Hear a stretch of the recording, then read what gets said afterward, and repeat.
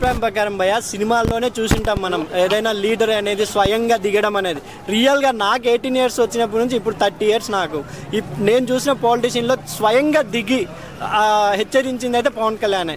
ఎందుకంటే మనం ఎంతమంది నాయకులు ఉన్నా వాళ్ళు కింది స్థాయి డీజీపీని పంపించి లేదా సెక్యూరిటీ సిబ్బందిని పంపించి సీజ్ చేస్తారు, కానీ డైరెక్ట్గా ఆయన నారేంద్ర మనోహర్ గారితో వెళ్ళి అక్కడ ఉన్న డీజీపీ ఎక్కడ ఎవరు ఎక్కడ అసలు ఏం చేస్తున్నారు మీరు అధికారులని. ఒక రేషన్ బియ్యం అంటే ప్రతి ఒక్కరు పేదరిక కడుపు నింపేది రేషన్ బియ్యం భయ. అతను రేషన్ బియ్యాన్ని కూడా వేరే దేశాలకు తరలిస్తుందంటే ఎవరికైనా కోపం వస్తుంది. ప్రజల తరఫున ఆయన నిలబడ్డారు కాబట్టి నిజంగా హ్యాట్సాప్ చెప్పాలి. ఎవరైనా ఏమైనా విమర్శలు చేసినా పర్వాలేదు, కానీ ఒక డిప్యూటీ సీఎం హోదా అంటే చాలా సెక్యూరిటీ పరంగా చాలా మనకు రాజ్యాంగంలో చాలా ఉంటాయి, కానీ అవన్నీ లెక్క చేయకుండా ప్రజల కోసం ఆయన వెళ్ళిన తీరు నాకు బాగా నచ్చింది. ఎందుకంటే ఒక సెక్యూరిటీ గార్డ్ లేకుండా ఆయన సెక్యూరిటీ సిబ్బంది ఎవ్వరు లేకుండా నారాయణ మనోహర్ గారు పిఏ ఎవరితో వెళ్ళారు.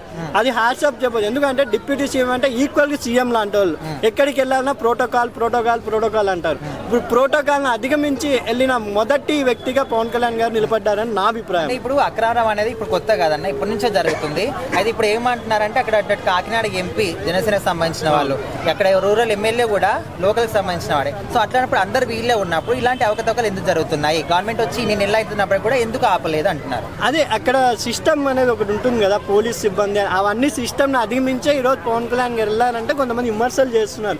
యాక్చువల్గా డిప్యూటీ సీఎం అంటే ఆయన ఛాంబర్లో కూర్చొని అక్కడ జస్ట్ బటన్ నొక్కినా లేకపోతే ఆర్డర్ ఇచ్చినా డీజీపీ వెళ్ళాలి, కానీ స్వయంగా ప్రజల కోసం వెళ్ళాలి. ఏం జరుగుతుంది, ఎవరెవరు లంచాలు తీసుకుంటున్నారు, ఎవరు లంచాలు ఆపుతున్నారు అలా పంపించడానికని ఆయన వెళ్ళినారు. కాబట్టి దాన్ని వెళ్ళినందుకే మనం ప్రశంసించాలి పోయి అందరూ విమర్శిస్తుంటే ఇంకా 100% పాలన ఎవరు అందిస్తారని నా బాధ. అయితే అక్కడ ఉన్న వాళ్ళు 10,000 మంది జాబ్స్ పోతాయని చెప్పినప్పుడు సరే నేను చూసుకుంటానులే అని అన్నారు. సో దాన్ని కూడా నీట్గానే అంటున్నారు, దానికి ఏమంటారు? అంటే జాబ్స్ అంటే వాళ్ళు కింది స్థాయి వాళ్ళు పాపం ప్రోట్లో పనిచేసే వాళ్ళు అధికారులు చెప్పినట్టు వినాలి. అందుకే ఒకవేళ రూల్ ప్రకారం జాబ్స్ వెళ్ళినా కూడా పవన్ కళ్యాణ్ గారు మా ప్రభుత్వమే కాబట్టి మీ తప్పు లేదని తెలిస్తే కంపల్సరీ జాబ్ ఇప్పిస్తారు ఆయన.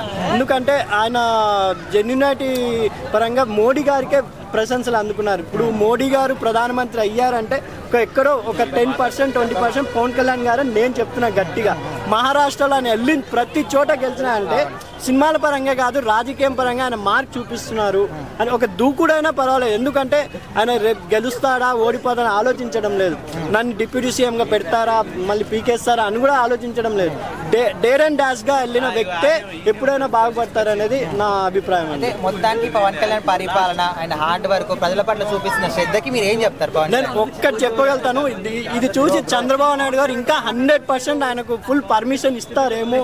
ఎందుకంటే చంద్రబాబు నాయుడు గారు వాక్ పరంగా చాలా చతుర్థంగా మాట్లాడుతున్నారు, కానీ ఎక్కడో కొంచెం ఆయన ఏజ్ పరంగా కొంచెం ఎక్కువ గ్రేస్ చూపించలేకపోతున్నారు. మొత్తం పవన్ కళ్యాణ్ గారికి అప్పచెప్తే ఇంకా ఆంధ్రప్రదేశ్ రాష్ట్రం, ఎందుకంటే మునిగిపోయిన నావ ఆంధ్రప్రదేశ్ ఇప్పుడు దాన్ని కొంచెం నీట్గా తేవడానికి పవన్ కళ్యాణ్ లాంటి డేర్ అండ్ డాష్ లీడర్ రావాలని నా అభిప్రాయం.